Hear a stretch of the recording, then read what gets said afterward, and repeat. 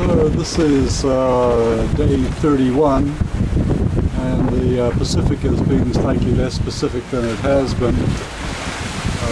It's about 25 knots maybe of wind or so.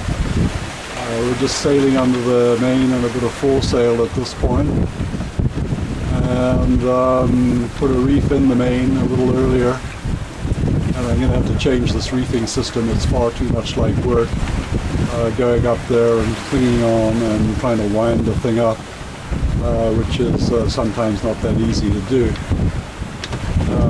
The following sea, as you can see, I guess, and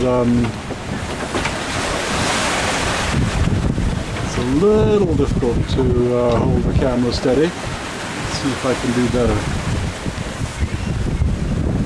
Can't see too much anyway, there's too much stuff in the back there. The wind vane, of course, is taking care of things at the moment, which is good.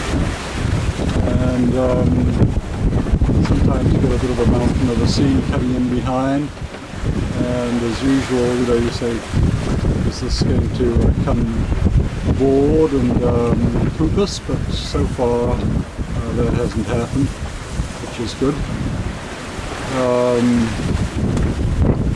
The wind actually sort of comes and goes, which makes for an interesting kind of ride. I'll just be quiet for a minute and just see the sea actually.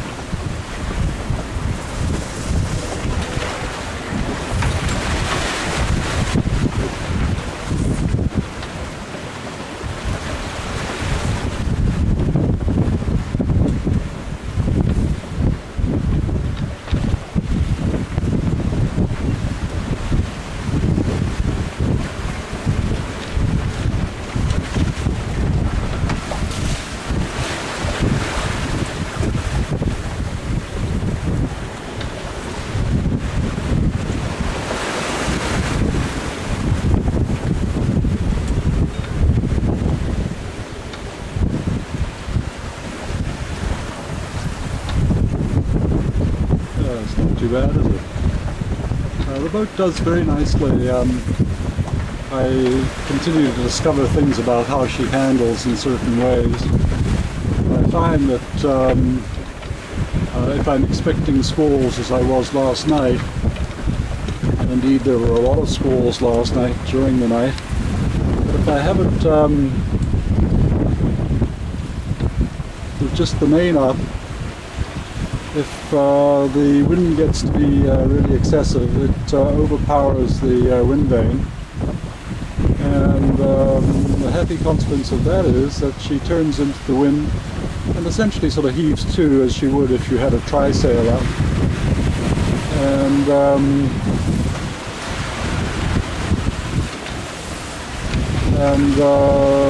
sort of looks after herself very nicely. And then when the squall is past, she picks up on her course again with the wind vane and carries on as before, so that she really looks after herself, and of course me too. So although I was up and down checking the radar for squalls, but also for ships, because there are ships around now in this particular area, nonetheless, as far as actual boat handling was concerned, there wasn't really anything to it. The boat just did it all.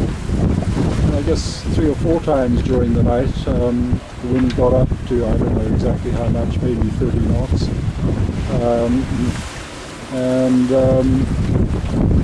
then the boat just, sort of like a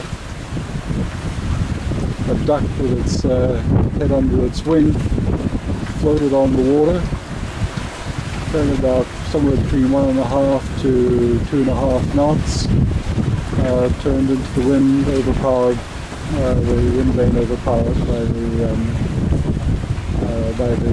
the wind. And of course, when she slows down, then the wind vane ceases to be effective anyway.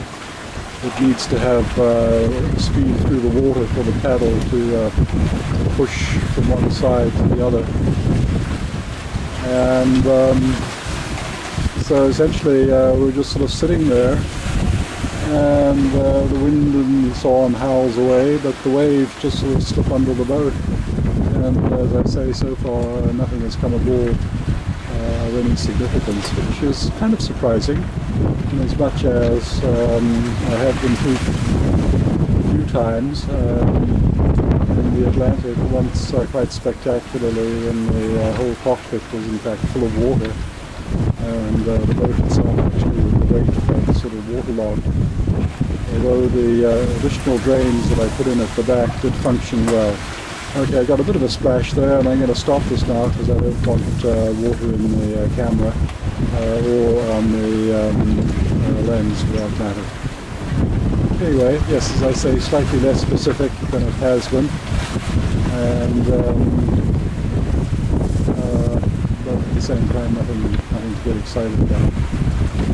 So that's it then for day 31, and I should be in there if not tomorrow, then very early Sunday. Today's Friday. Okay. There's a bit of water coming at us, but as I say, it just slips under the stern, at least so far, and may continue to do so.